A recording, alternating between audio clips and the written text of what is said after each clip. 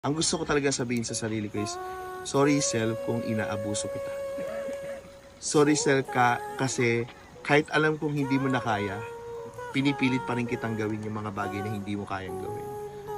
Sorry kung kahit alam kong pagod ka nakakatrabaho, pinupush pa rin kita. Diba?